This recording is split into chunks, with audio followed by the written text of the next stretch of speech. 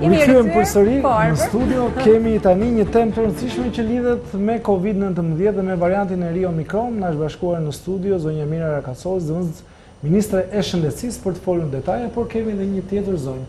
Po, kemi edhe zonjën Merita Hysen-Begasi, e cila është mjeke në Belgjik. Përshëndetemi fillimisht me zonjën Rakaçoli, profesoresh, doktoresh, mirë se erdhët. Kënaqësi që janë, mirë mbrëma. Fillimisht referuar pak zonja Rakaçoli edhe varianti të ri të koronavirusit për cilin flitet shumë, Omikron, është përhapur në disa shtete të Europës, por shqetësimin më të madh e kemi në Shqipëri. Deri më tani kemi evidentuar apo verifikuar ndonjë rast dhe si jemi përballë riskut që mund të kemi që ai mund të vitë tek ne. Siç ka thënë Organizata Botërore e Shëndetësisë, është një variant i cili quhet një variant i rëndësishëm për sa i përket ndryshimeve që ai ka.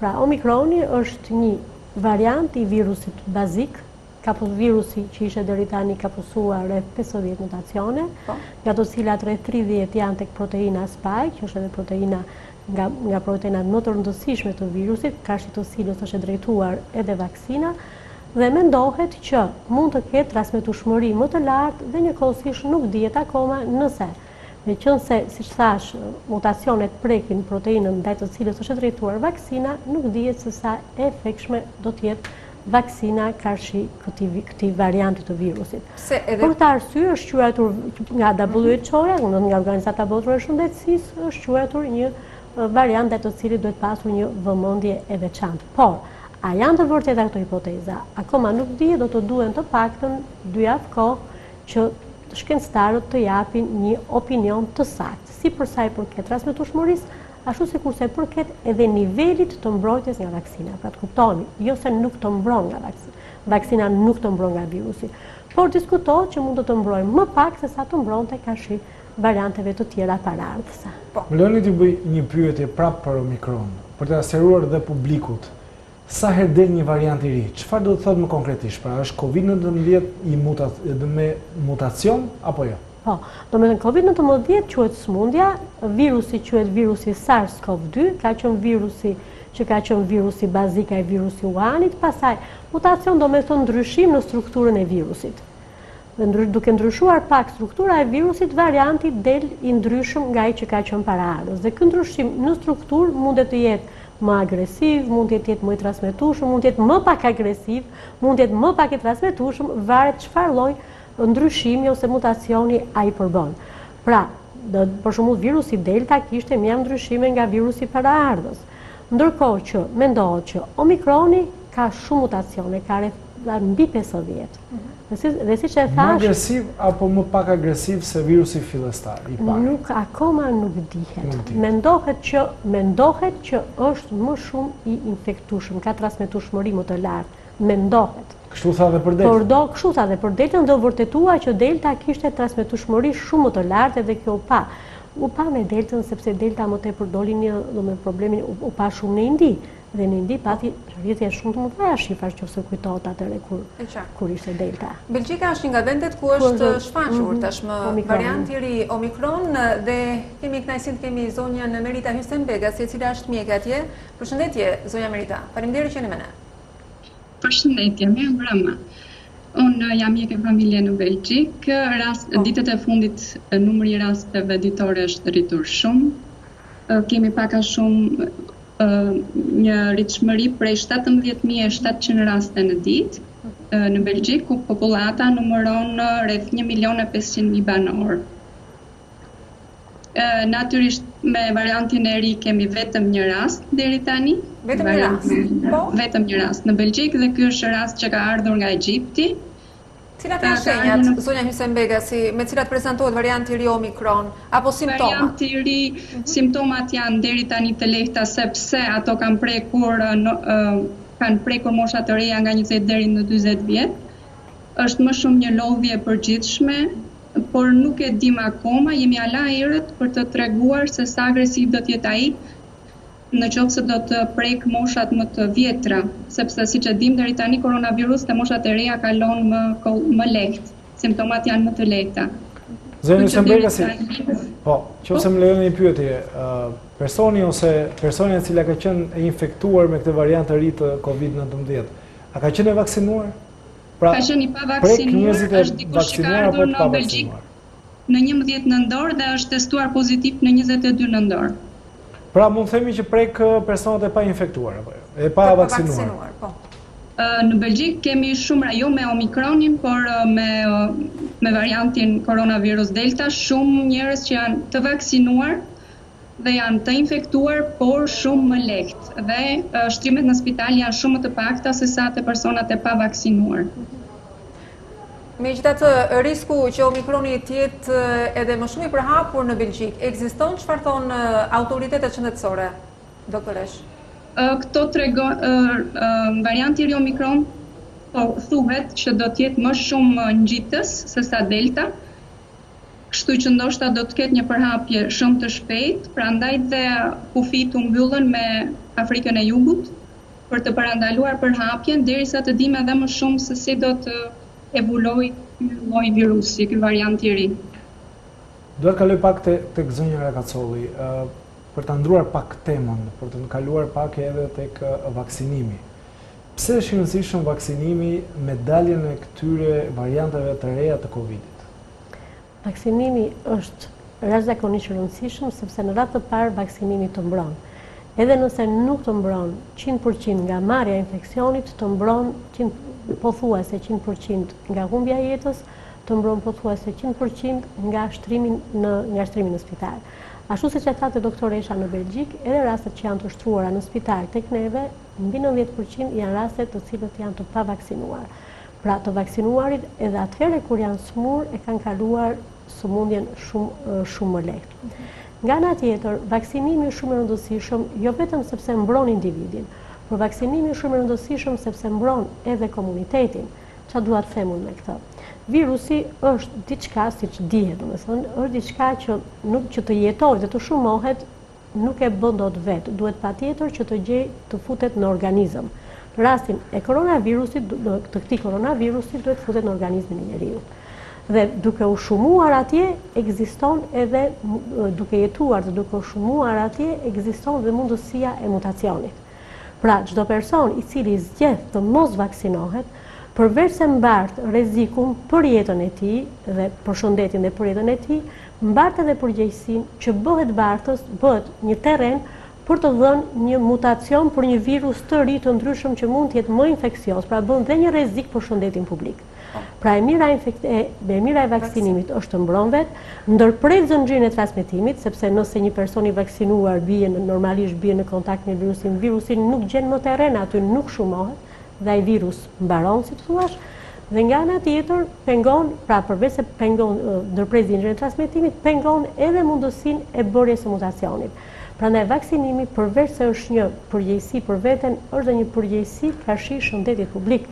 Pra nëse persona do të ishin vaksinuar, dhe nuk do e marrin virusin, atëherë virusi do të ikë. E qartë. Ndërkohë, zonja Rakacolli, nëse mbrin Omikron në Shqipëri dhe kërcënohet seriozisht edhe popullata, do të merrni masa, qofshin këto me shtrëngimin, me respektimin e rregullave aktuale apo me të tjera, me kufizime po ashtu, sepse është parë që janë mbyllur edhe kufin në fakt në Europë, pikërisht për parandalimin e përhapjes së tij.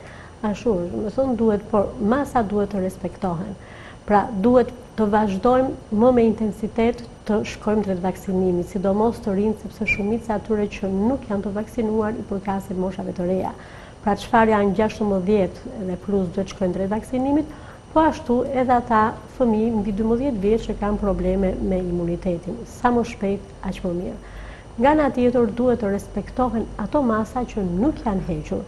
Pra siç është orari 11, orari 23, domethënë si të thoshe e mbylljes së lokaleve, është mbajtja e maskave në për transportin publik, mbajtja e maskave në për ambientet e mbyllura, ndalimi i grumbullimeve të mëdha. Dhe mos harrojmë për shembull, po nuk janë këto, janë masa që të mbrojnë. Ditën e shtunë Boris Johnsoni deklaroi që në Angli për shembull që në muajin korrik e kishin hequr përdorimin e maskave në transportin publik edhe në ambientet e mbyllura dhe ju rikthye. Pra, ajo që ne duhet të bëjmë, domethënë, nuk duhet panikosemi fare për prezencën e Omikronit, sepse ekzistojnë mjetet për të mbrojtur mirë prej tij. Pra, siç thash, është vaksinimi bashkë me masat e tjera. Nëse i bëjmë këto, do t'jemi të mbrojtur, sepse edhe infektimi, nëse do ndodhi, do t'jetë shumë më i lehtë. Nga Greqia në fakt ka pasur informacion sot në lidhje me vaksinimin e moshave mbi 60 vjeçare që nëse nuk e kryenin do të merrnin qop 100 euro, mos gaboj, kështu që në një farë mënyrë kishin bërë edhe si detyrim këtë. Por për të mësuar në Belgjik, çfarë ndodh ndërkohë zonja Hysem Begasi me shfaqjen e Omikronit? A janë ashpërsuar masat kufizuese, tam që ka ndikuar goxha edhe çështja e fluturimeve, por tjetër, çfarë po ndodh në Belgjik? Deri tani vaksinimi i popullatës është kryer deri në 75% në Belgjik. Neve kemi filluar një booster të tretë në muajin nëntor. Personat mbi 65 vjeç do të vaksinohen deri në fund të muajit dhjetor dhe pastaj do të kemi personat e tjerë që janë më të rinj dhe deri në muajin mars duhet të mbarojë vaksinimi i dozës së tretë. Në muajin dhjetor gjithashtu do të rivaksinohen personat që kanë marrë Johnson & Johnson, pasi është parë që efektiviteti i kësaj vaksine është më i pakët, më i vogël në krahasim me efektivitetin e vaksinës Pfizer dhe ose Moderna. Green Passi vijon të jetë në fuqi ndërkohë? Covid Safe është hala akoma në fuqi, në qoftë se kemi bërë 2 doza të plota të Pfizer ose Moderna apo AstraZeneca, mundet të hysh në për restorante apo kafe, po edhe këto kohët e fundit masat janë rritur shumë, kufizimet janë rritur, kështu që baret dhe restorantet janë të hapura deri në orën 23, diskotekat janë mbyllur, maskat janë të detyruara në çdo ambient të mbyllur, përveç se kur futesh në restorant, kur ulesh në tavolinë, atëherë detyrimisht je pa maskë. Edhe një pyetje për zonjën Hysem Begasi. Ju i keni parë në gjithë Europën ka patur edhe shumë protesta edhe të dhunshme, janë ndjekur e dëmtuar disa kryeqytete europiane. A besoni se shtrëngimi i masave, pra ndalimi i lëvizjeve pas një orari të caktuar, mbyllja e restoranteve, aktiviteteve të tjera, janë një masë e mirë për të ndaluar përhapjen e virusit? Besoj se po, sepse ne kemi parë që vjet në kohën e lockdown ose mbylljes totale, numri i infektimeve ra ndjeshëm. Pavarësisht ne nuk mund të kufizojmë rritjen e personave ekstremist ose atyre personave që luftojnë kundër anti-vaxxer, siç quhen, do të mundohemi deri në maksimum që të mobilizojmë popullatën për të arritur një maksimum të vaksinimit të saj. Megjithatë, zonja Rakacolli, këtu në Shqipëri nuk besoj se jeni të kënaqur me nivelin e vaksinimit të popullatës, të paktën deri më tani është mbi 30%, ndryshe nga sa ndodh në Belgjik apo shtetet e tjera të Europës që janë mbi 70%. Në popullsia e targetuar është 47-48% e vaksinuar. Me targetuar do të them popullsinë 16+. Po. Kurse po ta marrësh pasaj nga 0 vjet, nga 0 vjeç, pastaj natyrisht që është më e ulët, është. Pra në çfarë shifra kemi me vaksinimin? Pra, për popullsinë e targetuar jemi ke 48%. 48%. Në rajon si paraqitet Shqipëria më lart, më ulët në mes? Paka shumë, është paka shumë në mes. Do të pyes edhe për një tjetër çështje që në fakt ka ngjallur debat, jo pak, doza e tretë. Kam parë moshat të treta që dyndeshin për ta bërë, por për moshat të tjera, ka interes? Është thënë që është këshilluar që të bëhet vaksina, të bëhet doza booster, por do të kesh kaluar 6 muaj nga doza 2. Kështu që i bie që duke marrë kalendare vaksinimi, siç kemi shkuar ne, pikërisht ato mosha të cilat ta marrësh, siç e filluam ne, që e filluam ata që ishin mbi 80, më të riskuarit me moshën, më pastaj me 70, me 60 sipas ishe, kështu që ajo është. Por që doza është parë, do me thënë që doza booster është këshilluar, duhet bëhet, dhe në fakt për dozën e tretë kemi pasur, do me thënë ka qenë atë personat të cilët janë drejtuar të qendrave të vaksinimit dhe kanë bërë për dozën e tretë nuk kemi pas probleme. Probleme kemi te të rinjt. Të rinjt. Po në rrethe, zonja Rakacolli, cili nga rrethet ose nga qytetet ka përqindjen më të lartë nëse keni gjithmonë të vaksinimit? Tani, ne kemi ato, do nuk kemi parasysh tani për momentin, se natyrisht ne kemi jo vetëm kemi të detajuar, jo vetëm për qarqet, por kemi detajuar edhe për çdo njësi vendore. Po nuk e kemi parasysh tani që të them një rreth të qartë, sepse pastaj nëse bëj gabim. Jo, nuk e sa mbaroj emisioni, filloj. Jo, edhe diçka tjetër me zonjën Rakacolli, sepse na intereson në fakt nëse do të jemi të kërcënuar nga Valea 4, sepse jemi në hyrje të stinës së dimrit, ku është thënë që mund të shtohen rastet e prekjes nga COVID-19. Çfarë do të ndodhë ndërkohë për të bërë të mundur parandalimin e përhapjes mëtejshme të COVID-19? Gjithmonë e vëmë rëndësinë tek respektimi masave vetjake, vetë ne si individ, por ju si autoritet, ku do të shkone me Masa tona do të shkojnë gjithmonë në përputhje me numrat. Pra ato siç e kemi thënë gjithmonë, që ne nuk është se i mendojmë masat janë të përcaktuara më saktë nga shkenca epidemiologjike, që i ka në bazë të numrave të incidencës dyjavore, të numrit të shtrove në spital, të numrit të atyre që kërkojnë kujdes intensiv dhe natyrisht ka shi numrit të jetëve të humbura.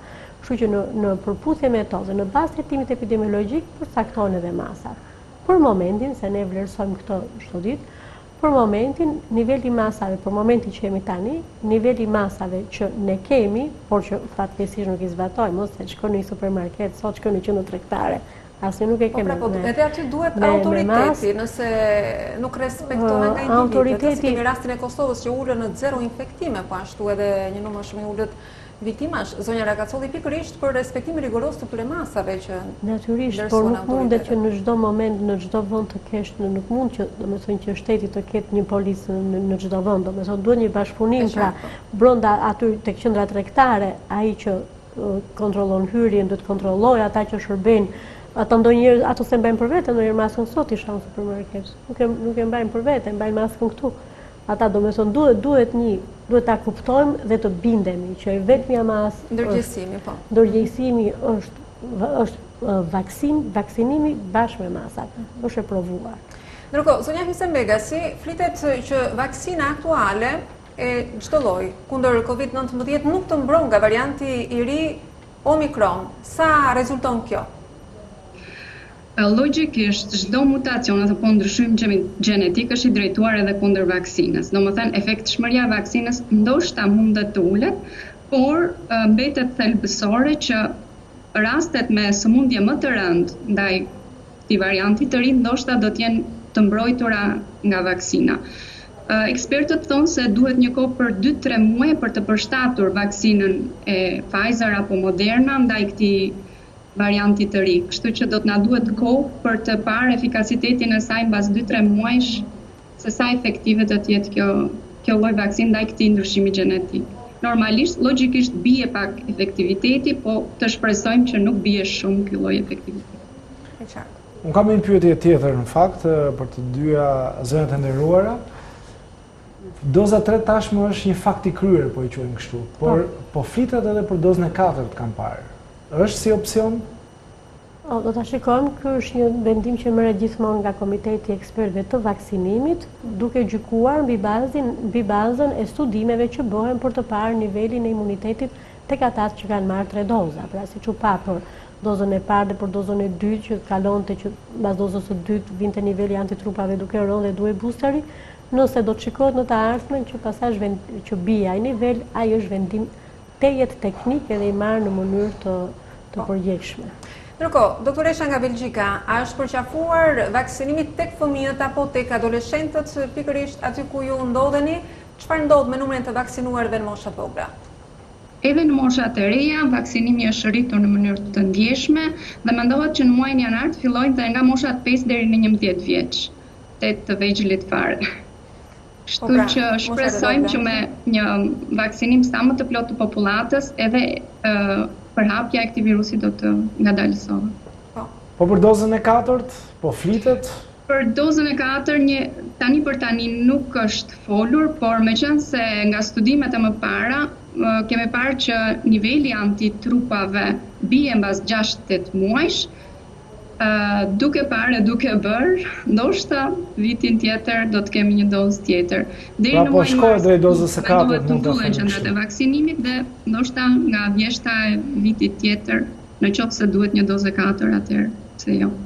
Ndërkohë, zonja Rakacolli, a do të merret në shqyrtim edhe çështja e Green Passit, e pasaportës, vaksinimit edhe këtu tek ne, sepse kemi parë që kanë marrë shumë vende dhe shtetet e Europës këtë për të ndaluar të bavaksinuarit të bëhen pjesë e grupeve të cilat mund të infektojnë edhe të tjerët. Po, ne kemi thënë këtë që ka që është një opcion mbi tavolinat tona, kemi thënë edhe më përpara, domethënë se sa sos ministra ka thënë në parlament që është një opcion që diskutohet, por është gjithmonë në varësi të shifrave dhe në varësi të situatës, të dinamikës më saktë, të situatës epidemiologjike të infeksionit, që unë them që këto 2 javë e fundit ka qenë pak a shumë njësoj, domethënë ka qenë njësoj pak a shumë. Në erdhën në rastet e reja, zonja Rakacolli, 195 qytetarë, gjithmonë tradit kjo kur ndodhemi në studio, të infektuar dhe 4 viktima. Si është gjykimin tuaj, si po shkon numri? Pak a shumë aty, dashin duhet jenë, sepse duke qenë se ka qenë ditë pushimi, edhe testime duhet jenë më pak, sepse në qoftë se do të ishim 5.000 testime, në që 95 do ishte shumë mirë, po dhe numri testime do të jetë. E pra, do me thënë që me një numër testime, kështu që pak a shumë, do me thënë, nëse do të kishim numër mas testime, probabilisht, pra pak a shumë jemi aty ku kemi qenë, pra kemi gati një muaj që ne jemi pak a shumë njësoj, por shumë në analizën që bëm brëm neve të incidencës 2 javore, kishte nga 255% që kishte qenë, kishte rënë pak, domethënë, por pak, domethënë kishte shkuar te 244, po është një jo shumë e ndjeshme nga quhet njësoj, nuk quhet që është e rënë. Tash 4 humbje jete, natyrisht çdo humbje jete është shumë e dhimbshme. Kështu që humbjet e jetës janë gjithmonë nga treguesët kryesor, domethënë nga kryesor, por domethënë përsëri ajo që ne quajmë case fatality ratio, pra ajo numri i tumurëve të jetës krahas numrit të infeksioneve është pak a shumë njësoj. Kemi një rënje të lehtë në numrin e atyre të infektuarve aktiv, pra nga rreth 7.600 që kanë shkuar të rreth 7.400, por gjithsesi është një shifër jo fort e konsiderueshme pavarësisht. Shërohen patjetër, domethënë, kështu që çdo ditë shërohen persona, kështu që prandaj them situata të kohë ka pasur një farë qëndrueshmërie, natyrisht jo të mirë, se ne jemi të kënaqur me këtë nivel infeksioni, por nuk shohim një rritje. Zonja Rakacolli, shumë faleminderit që ishit me ne në studio dhe folëm për shumë çka në lidhje me variantin e ri, por jo vetëm, edhe për situatën. Faleminderit ju. Faleminderit edhe Merita Isenbega, si doktoresha nga Vilçika që ishit me ne. Ju falenderoj edhe juve, natën e mirë. Faleminderit. Do të shkëputemi për një hapësirë publicitare dhe do rikthehemi në studio me kolegun Adriatik Doçi, i cili ka bërë një investigim mjaft interesant për pasurinë e familjes Berisha. Na ndiqni. Vetëm pas pak.